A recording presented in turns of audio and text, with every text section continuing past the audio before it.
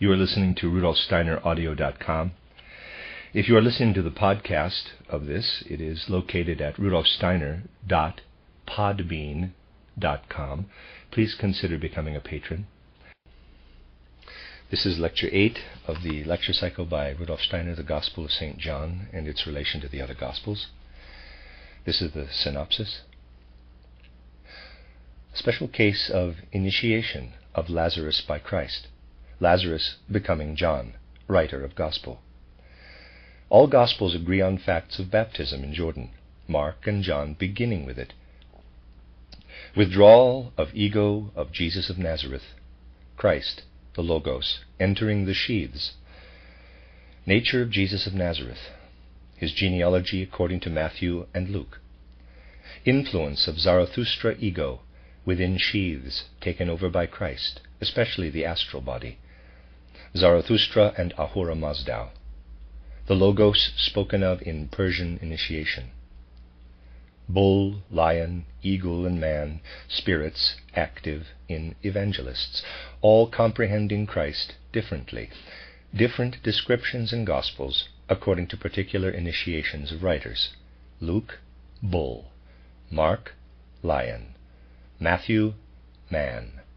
John, eagle. Experience of St. Paul, perceiving Christ in earth aura, and thus knowing that Christ had indeed resurrected. Quote, "If Christ be not risen, then is your faith in vain." Unquote. Soloviev's acceptance of Paul's viewpoint, but inability to reach beyond philosophical concepts to spiritual science. Lecture 8. As the fruit of yesterday's inquiries, we learned that the Christ impulse, once it had worked through the person of Jesus of Nazareth, united with the evolution of the earth, and now its power within the earthly development of mankind is such that in our time it affects man in the same way as did formerly the procedure which is becoming ever more dangerous for human life, that of withdrawing the etheric from the physical body during the 3.5 days of initiation. The Christ impulse actually affects human consciousness as powerfully as does an abnormal process of the above sort. Now you must realize that such a radical change needed time to take root in human evolution, that it could not appear from the start with such intensity. It was therefore necessary to create a sort of transition in the resurrection of Lazarus. The death-like state lasting 3.5 days was still retained in the case of Lazarus, but you should clearly understand that this state differed from the one undergone by the old initiates.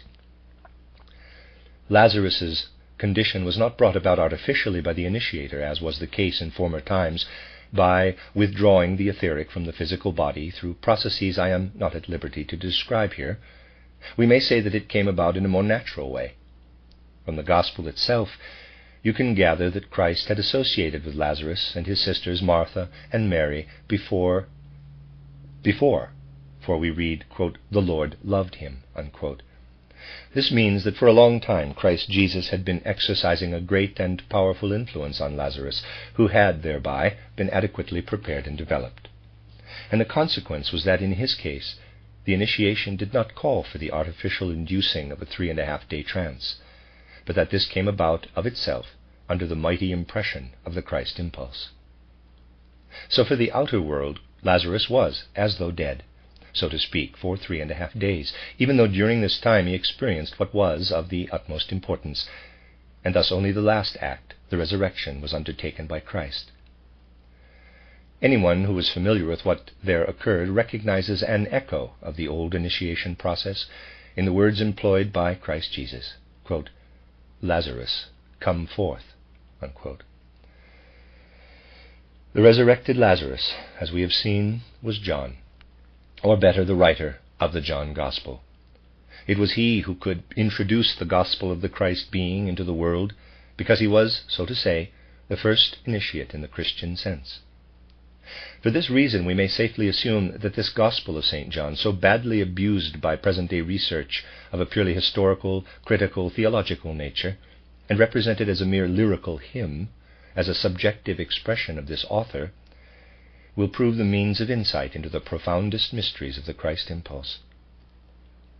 Nowadays, this Gospel of St. John constitutes a stumbling block for the materialists who carry on Bible research when they compare it with the other three, the so-called synoptic Gospels. The picture of Christ that arises before them out of the first three is so flattering to the learned gentlemen of our time. The pronouncement has gone forth, even from theological quarters, that what we are dealing with is the, quote, simple man of Nazareth, unquote. Again and again it is emphasized that one can gain a picture of Christ as perhaps one of the noblest of men who have walked the earth, but the picture remains merely that of a human being. There is even a tendency to simplify this picture as far as possible, and in this connection one hears it mentioned that after all there have been other great ones as well, such as Plato and Socrates. The most that is admitted are differences in degree. The picture of Christ yielded by the John Gospel is indeed a very different one. At the very beginning it is stated that what lived in the body of Jesus of Nazareth for 3 years was the Logos, the primordial, eternal Word, for which there is also the term, quote, eternal creating wisdom, unquote.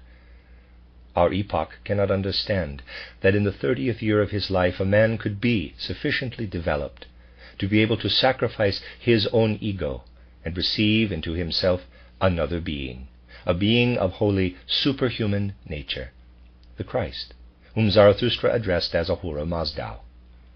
That is why theological critics of this type imagine that the writer of the John Gospel had set out merely to describe his attitude to his Christ in a sort of a lyrical way, nothing more. On the other hand, so they maintain, we have the John Gospel, and on the other three. But by taking the average, one can compound a picture of Christ as the simple man, while granting his historical eminence. Modern Bible critics resent the idea of a divine being dwelling in Jesus of Nazareth. The Akasha Chronicle discloses the fact that in his 30th year, the personality we know as Jesus of Nazareth had, as a result of all he had experienced in former incarnations, achieved a degree of maturity that enabled him to sacrifice his own ego. For that is what took place, when at the baptism by John, this Jesus of Nazareth could make the resolution to withdraw as an ego the fourth principle of the human being from his physical, etheric, and astral bodies. And what remained was a noble sheath, a lofty physical, etheric, and astral body which had been saturated with the purest, most highly developed ego. This was in the nature of a pure vessel, which at the baptism could receive the Christ, the primordial, eternal Logos, the, quote, creating wisdom, unquote. That is what the Akasha Chronicle reveals to us, and we can recognize it, if we only will, in the narrative of the John Gospel. But clearly it behooves us to consider what our materialistic age believes. Some of you may be surprised to hear me speak of theologians as materialistic thinkers, for after all they are occupied with spiritual matters. But it is not a question of what a man believes or what he studies, but rather of how he performs his research, regardless of its content. Anyone who rejects our present subject or repudiates a spiritual world, who considers only what exists in the outer world in the way of documents and the like, is a materialist. The means of research is the important thing, but at the same time we must come to terms with the opinions of our age. In reading the Gospels, you will find certain contradictions. As to the essentials, to be sure, that is, as to what the Akasha Chronicle discloses as essential, it can be said that the agreement among them is striking. They agree, first of all, in the matter of the baptism itself, and it is made clear in all 4 Gospels that their authors saw in this baptism the greatest imaginable import for Jesus of Nazareth. The 4 Gospels further agree on the fact of the crucifixion and the fact of the resurrection. Now, these are precisely the facts that seem most miraculous to the materialistic thinker of today, and no contradiction exists here. But in the other cases, how are we to come to terms with the seeming contradictions? Take first the evangelists, Mark and John. We find their narratives commencing with the baptism. They describe the last 3 years of Christ Jesus' activity, that is, only what occurred after the Christ Spirit had taken possession of his threefold sheath, his physical, etheric, and astral bodies. Then consider the Gospels according to St. Matthew and St. Luke. In a certain respect, these trace the earlier history as well, the section which, within our meaning, the Akasha Chronicle discloses as the story of Jesus of Nazareth before sacrificing himself for the Christ. But at this point the contradiction seekers notice at once that Matthew tells of a genealogy reaching to Abraham, whereas Luke traces the line of descent back to Adam, and from Adam to Adam's father, to God himself. A further contradiction could be found in the following. According to Matthew, 3 wise men or magi, guided by a star, come to do homage at the birth of Jesus, while Luke relates the vision of the shepherds, their adoration of the child, the presentation in the temple, in contrast with which Matthew narrates the persecution by Herod, the flight into Egypt, and the return. These points and many others could be focused upon as single contradictions, but by examining more closely the facts gleaned from the Akasha Chronicle, without reference to the Gospels, we can come to terms with them. The Akasha Chronicle informs us that at about the time stated in the Bible, the difference of a few years is immaterial, Jesus of Nazareth was born, and that in the body of Jesus of Nazareth there dwelt an individuality that in former incarnations had experienced lofty stages of initiation, had gained deep insight into the spiritual world. And it tells us something more, with which for the present I shall deal only in outline. The Akasha Chronicle, which provides the only true history, reveals the circumstance that he who appeared in this Jesus of Nazareth had in former incarnations passed through manifold initiations in all sorts of localities, and it leads us back to the fact that the later bearer of the name of Jesus of Nazareth had originally attained to a lofty and significant stage of initiation in the Persian world, and had exercised an exalted, far-reaching activity. This individuality dwelling in the body of Jesus of Nazareth had already been active in the spiritual life of ancient Persia, had gazed up at the sun, and had addressed the great sun spirit as Ahura Mazda. We must clearly understand that the Christ entered the bodies of this same individuality which had passed through the sort of incarnations mentioned. What does that mean? The Christ entered into the bodies of this individuality. It means none other than that the Christ made use of these three bodies, the astral, etheric, and physical bodies of Jesus of Nazareth, for fulfilling his mission. Everything we think, all that we express in words, that we feel or sense, is connected with our astral body. The astral body is the vehicle of all this. Jesus of Nazareth, as an ego, had lived for 30 years in this astral body, had communicated to it all that he had experienced within himself and assimilated during former incarnations. In what way, then, did this astral body form its thoughts? It had to conform and amalgamate with the individuality that lived in it for 30 years.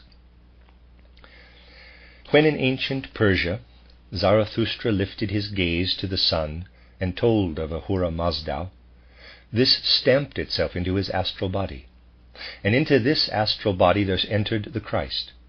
Was it not natural, then, that Christ, when choosing a metaphor or an expression of feeling, should turn to what his astral body offered, of whatever nature? When you wear a grey coat, you appear to the outer world in a grey coat. Christ appeared to the outer world in the body of Jesus of Nazareth, in his physical, etheric, and astral bodies, and consequently his thoughts and feelings were colored by the images of the thoughts and feelings living in the body of Jesus of Nazareth. No wonder, then, that many an old Persian expression is reflected in his utterances, or that in John's Gospel we find an echo of terms used in the ancient Persian initiation. For the impulse that dwelt in the Christ passed over, of course, into his disciple, into the resurrected Lazarus. So it can be said that the astral body of Jesus of Nazareth speaks to us through John in his Gospel. No, it is not surprising that expressions should appear which recall the ancient Persian initiation and the form in which its ideas were presented. In Persia, Ahura Mazda was not the only name for the spirits united in the sun. In a certain connection, the term Vohumanu was used, meaning the creative word or the creative spirit. Let me, for a moment, spell that word. Vohumanu. Vohumanu. Probably is how it's said. Okay, back to the reading. The Logos, in its meaning of creative force, was first employed in the Persian initiation, and we meet it again in the very first verse of the John Gospel. There is much besides in this Gospel which we may understand through knowing that the Christ himself spoke through an astral body, which for 30 years had served Jesus of Nazareth, and that this individuality was the re-embodiment of an ancient Persian initiate. Similarly, I could point to a great deal more in the John Gospel that would show how this most intimate of the Gospels, when using words associated with the mysteries of initiation, employs phrases reminiscent of Persia, and how this old mode of expression has persisted into later times. If we now wish to understand the position of the other evangelists in this matter, we must recall various points that have already been established in the previous lectures. We learned, for example, that there existed certain lofty spiritual beings who transferred their sphere of action to the Son when the latter detached itself from the earth. It was pointed out that their outer astral form was in a sense the counterpart of certain animal forms here on earth. There was first the form of the bull spirit, the spiritual counterpart of those animal natures, the essence of whose development lies in what could be called the nutritional and digestive organization. The spiritual counterpart is naturally of a lofty spiritual nature, however inferior the earthly image may appear. So we have certain exalted spiritual beings who transferred their sphere to the Son, whence they influenced the earth sphere, appearing there as the bull spirits. Others appear as the lion spirits, whose counterpart lives in animal natures preeminently developed as to their heart and organs of circulation. Then we have spiritual beings who are the counterparts of what we meet in the animal kingdom as eagle natures, the eagle spirits.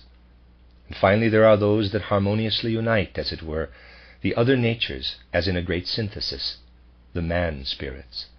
These were, in a sense, the most advanced. Passing now to the old initiation, we find that this offered the possibility of beholding face to face the exalted spiritual beings that had advanced ahead of man. But the manner in which men of old had to be initiated, in accord with the demands of those ancient times, depended upon the origin of their descent, that is, whether from Mars, Jupiter, Saturn, Venus. This is why in Atlantis there existed oracles in manifold variety. Some had adjusted their spiritual vision primarily to the beholding of what we have described as the eagle spirits, while others saw the lion spirits, the bull spirits, or the man spirits. The initiation depended on the specific traits of the candidate. This differentiation was one of the characteristics of the Atlantean age, and certain after effects of it have persisted into our own post-Atlantean time. Thus you could find mystery temples in Asia Minor or in Egypt, where the initiation took a form that brought about the vision of the lofty spiritual beings as bull spirits or as eagle spirits. And it was in the mysteries that outer culture had its source. The initiates who saw the lion form in the exalted spiritual beings conjured up in the lion body a sort of image of what they had beheld. But they saw as well that these spirits take part in the evolution of man. That is why they assigned a human head to the lion body, a concept that later became the Sphinx. Those who saw the spiritual counterparts as bull spirits bore testimony to the spiritual world by introducing a bull worship, which led, on the one hand, to the Apis bull worship in Egypt, and on the other to the worship of the Persian Mithras bull. For everything we find in the way of outer cult usages among the different peoples derived from the initiation rites. There were initiates everywhere whose spiritual vision was focused principally on the bull spirits, others attuned primarily to the eagle spirits, and so on. To a certain extent we can even indicate the differences in the various modes of initiation. Those initiated, for example, in such a way that the spiritual beings appeared to them in the form of bull spirits, were informed principally concerning the secrets connected with man's glandular system, with what pertains to the etheric principle. And they were initiated into still another branch of the nature of man, the human properties that are firmly attached to the earth, welded to it, as it were. All this was grasped by those initiated in the bull mysteries. Let us try to experience the soul mood of such an initiate. These initiates had in effect received the following teaching from their great teachers. Man has descended from divine heights. The primordial human beings were the descendants of divine spiritual beings. Therefore they traced the first man back to his father God. Thus man came down to earth and passed from one earthly form to another. These men were primarily interested in what was bound to the earth, as well as in all that men had experienced when they had thought of divine spiritual beings as their ancestors. That was the attitude of the bull initiates. The eagle initiates constituted a different case. These perceived those spiritual beings who bear a most peculiar relation to the human being. But in order to understand this, a few words must be said concerning the spiritual character of the bird nature. Animals rank below human beings by reason of their inferior functions, and they represent, as you know, beings that solidified too early, having failed to retain the softness and flexibility of their body substance until the moment when they might have been absorbed into the human form. But in the bird nature, we have beings that did not assume the lowest functions. Instead, they overshot the mark in the opposite direction. They failed to descend far enough, as it were. They remained in unduly soft substances, while the others lived in substances that were too hard. But as evolution continued, outer conditions compelled them to solidify. Hence they hardened in a manner compatible with the nature that had not descended far enough to the earth, being too soft. That is a rough description in untechnical terms, but it gives the facts. The archetypes of these bird natures are those spiritual beings who likewise overshot the mark, who remained in too soft a substance, and who, consequently, were carried, as it were, beyond what they might have become at a certain point of their development. They deviate from the normal development in an upward direction, while the rest diverge downwards. The middle position is in a certain sense occupied by the lion spirits, as well as by the harmonious ones, the man spirits, who grasped the right moment to incorporate. We have already seen how the Christ event was received by those in whom there lived something of the old initiation. Footnote: there is a very valuable lecture on the subject of the initiations of the different evangelists in the booklet entitled Deeper Secrets of Human History in the Light of the Gospel of St. Matthew, London, 1957. The lecture in question was given on November 1st, 1909, and is the first one included in the booklet. End of footnote. According to the nature of their specific initiation, they had been able in the past to see into the spiritual world. Those who had received the bull initiation, the initiates of a great part of Egypt, for example, were aware of the following. We can gaze up into the spiritual world, and therefore the lofty spiritual beings appear to us as the counterparts of the bull nature in man. But now, so said those who had come in contact with the Christ impulse, now there has appeared to us in his true form the ruler of the spiritual realm. What we have formerly always seen, what we had attained through the stages of our initiation, presented us with an antecedent form of the Christ. Into what was earlier beheld by us we must now place the Christ. Remembering all that we saw, all that the spiritual worlds gradually disclosed to us, we can ask, whither would it all have led us if at that time we had already attained to the requisite heights? It would have led us to the Christ. An initiate of that type described the journey into the spiritual world in line with the bull initiation. But he added, the truth it harbors is the Christ, and a lion or an eagle initiate would have spoken similarly. It was definitely prescribed in each of these initiation mysteries how the candidate should be led up into the spiritual world, and the rites varied according to the manner in which he was to enter it. There were mysteries of many different shades, especially in Asia Minor and in Egypt, where it was customary to guide the initiates in such a way as to bring them eventually to the bull nature, or to a vision of the lion spirits, as the case might have been. With this in mind, let us now consider those who, as a result of many different kinds of initiations in the past, had been capable of sensing the Christ impulse, of comprehending Christ in the right way. Let us observe an initiate who had passed through the stages enabling him to behold the man spirit. Such a one could say, "The true ruler in the spiritual world has appeared to me, Christ, who lived in Jesus of Nazareth. And what led me to this? My ancient initiation.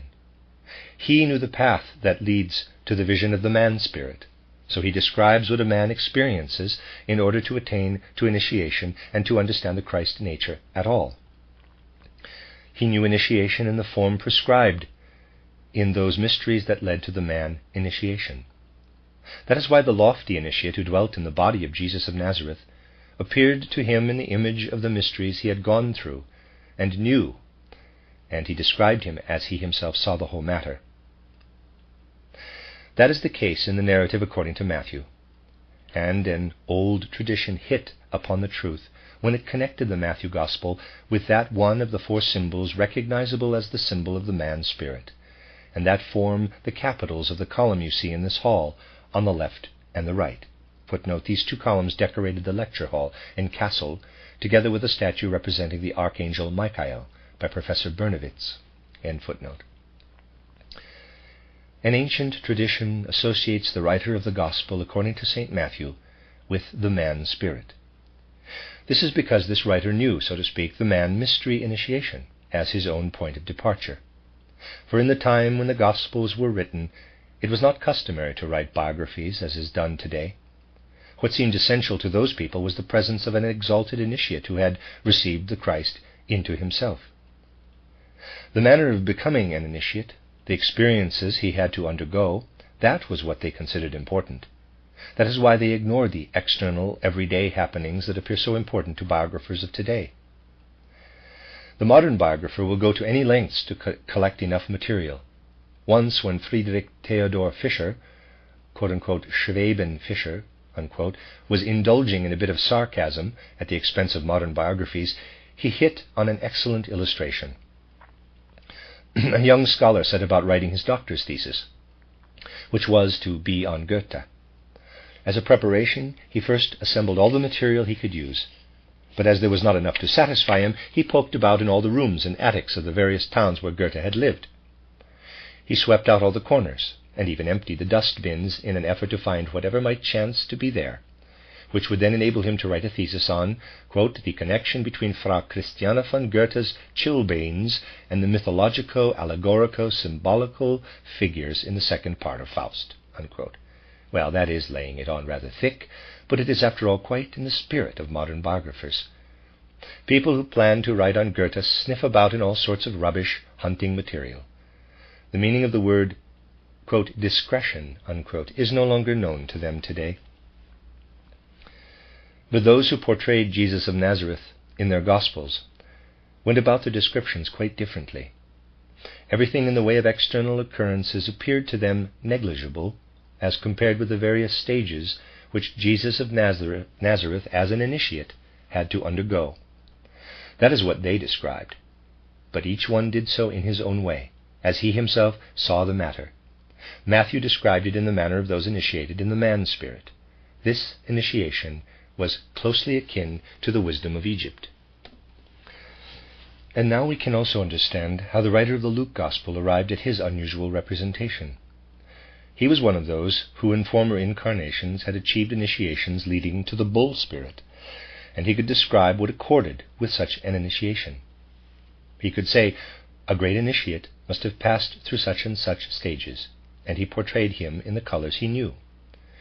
He was one of those who formerly had lived principally within the Egyptian mysteries, so it is not surprising that he should stress the trait which represents, let us say, primarily the Egyptian character of initiation. Let us consider the author of the Luke Gospel in the light of what we have thus learned. He reasoned as follows. A lofty initiate lived in the individuality that dwelt in the body of Jesus of Nazareth. I have learned how one penetrates to the bull initiation through the Egyptian mysteries. That I know. This special form of initiation was vividly before him. And now he continued, He who has become so exalted an initiate as Jesus of Nazareth must have passed through an Egyptian initiation, as well as through all the others. So in Jesus of Nazareth we have an initiate who had undergone the Egyptian initiation. Naturally, the other evangelists knew that too, but it did not appear to them as of any special importance. because they had not known initiation from this aspect so intimately. For this reason, a certain characteristic of Jesus of Nazareth did not strike them as in any way noteworthy. I said in one of the first lectures that if a man has undergone an initiation in the past, something special happens to him when he reappears. Definite events occur, resembling in the outer world repetitions of former experiences. Let us assume a man had been initiated in ancient Ireland. He would now have to be reminded by some experience in his life of this old Irish initiation. This could come about, for instance, by some outer event impelling him to travel to Ireland. Now, someone familiar with the Irish initiation would be struck by the fact that it was Ireland of all places that the man visited, but no one else would see anything unusual in this. The individuality that dwelt in Jesus of Nazareth was an initiate of the Egyptian mysteries, among others, hence the journey to Egypt. Who would be particularly struck by this flight into Egypt?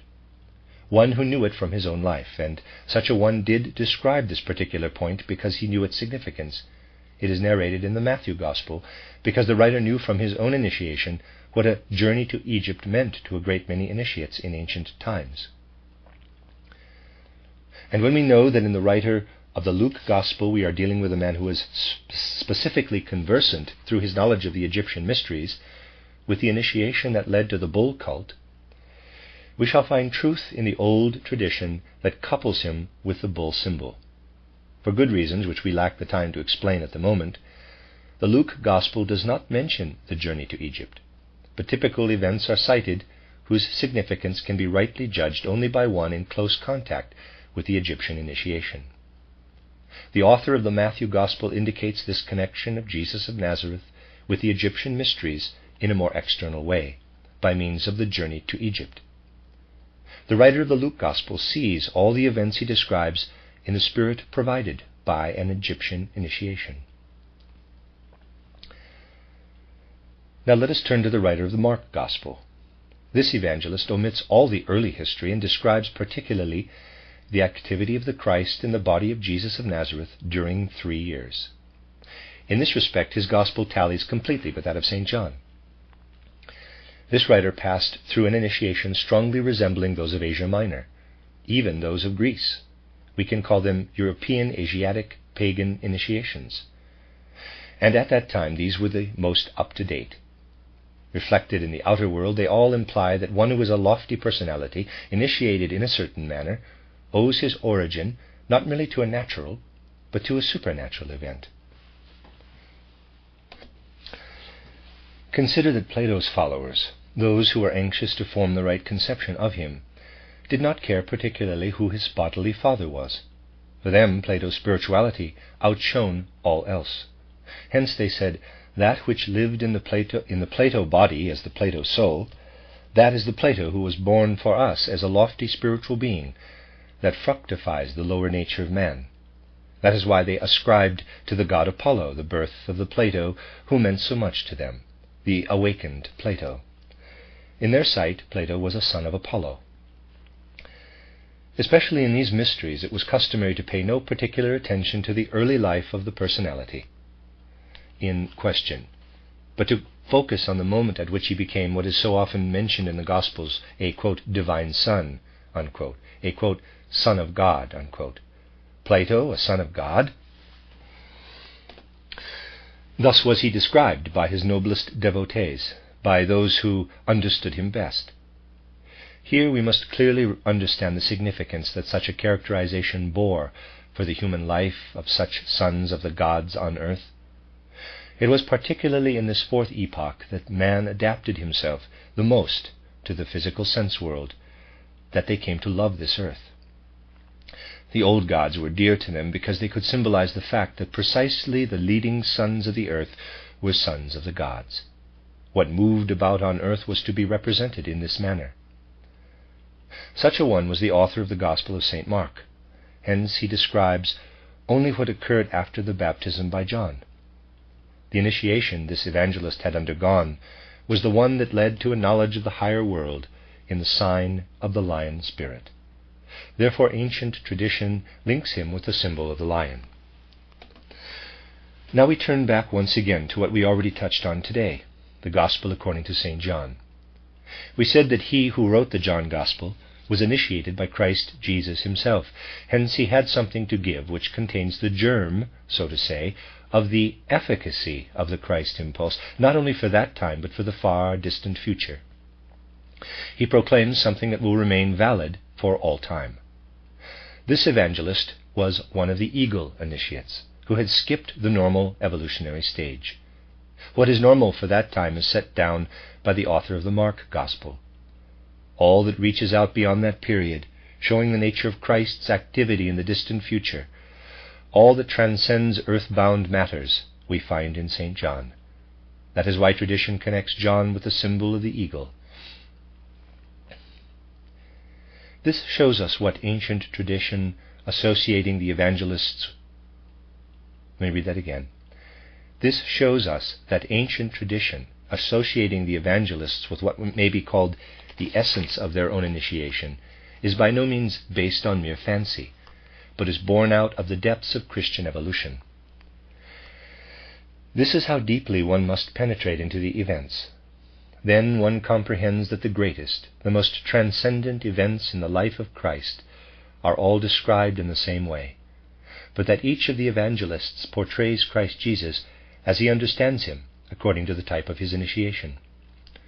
I indicated this in my book Christianity as a Mystical Fact, but only in such a way as could be done for readers as yet unprepared, for it was written in the beginning of our spiritual scientific development.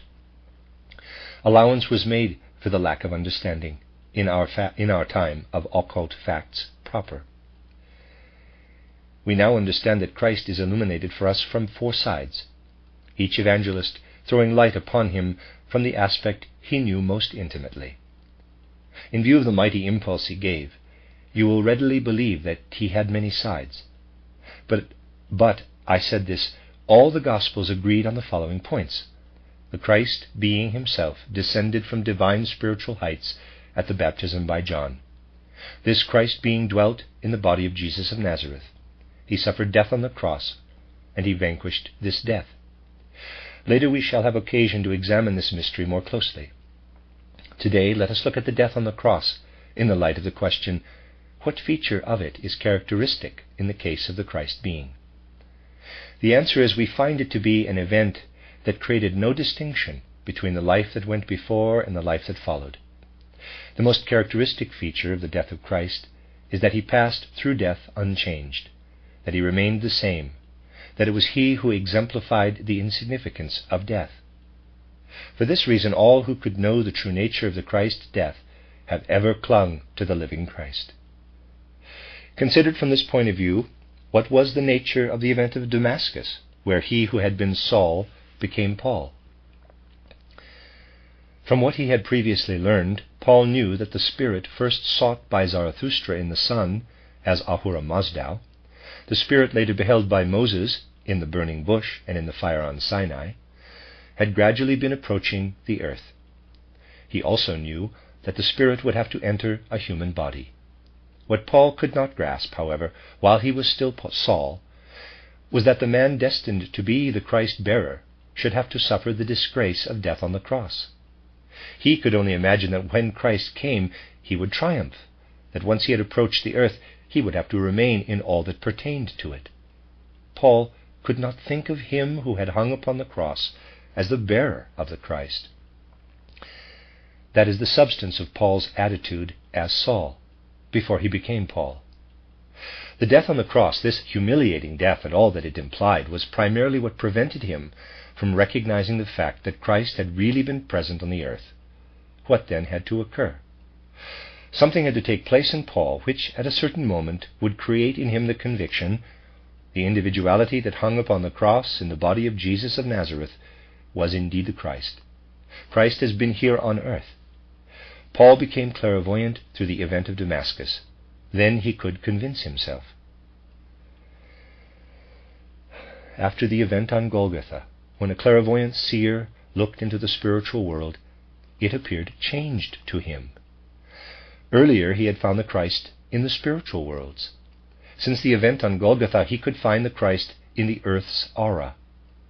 Prior to the event on Golgotha, Christ could not be perceived there, Following it, he could be beheld in the earth aura. That is the difference, and Saul reasoned, with clairvoyant perception I can verify the fact that he who hung upon the cross and lived as Jesus of Nazareth was the Christ, who is now in the earth aura. In the aura of the earth he saw the same being first beheld in the sun by Zarathustra, Ahura Mazda. And now he knew that he who had been crucified had arisen. Now he could proclaim that Christ had arisen and had appeared to him as he had appeared to Cephas, to the other brethren, and to the 500 at one time. Thenceforth he was the apostle of the living Christ, for whom death has not the same meaning as for other men. Whenever the death on the cross is doubted, that is, this particular manner in which the Christ died, anyone who is really informed on the subject will agree with another Swabian who, in his Urchristentum, has assembled with the greatest historical accuracy everything that is indisputably related to what we know about it. Footnote: the references to Schweben Fischer mentioned earlier in this lecture. End of footnote. In that connection, Güfberger, for he it was, rightly emphasized specifically the death on the cross. And in a certain sense we can agree with him when he says, in his rather sarcastic mode of expression, that when anyone contradicted him in this matter, he would look him critically in the eye and ask whether there might perhaps be something wrong in his upper story. Among the most indubitably established elements of Christianity are this death on the cross, and what we shall elucidate tomorrow, the resurrection and the effect of the words, quote, I am with you always, even unto the end of the world, unquote. And these were the substance of Paul's message. Hence he could say, quote, if Christ be not risen, then is our preaching vain, and your faith is also vain, unquote. He ties Christianity to the resurrection of Christ.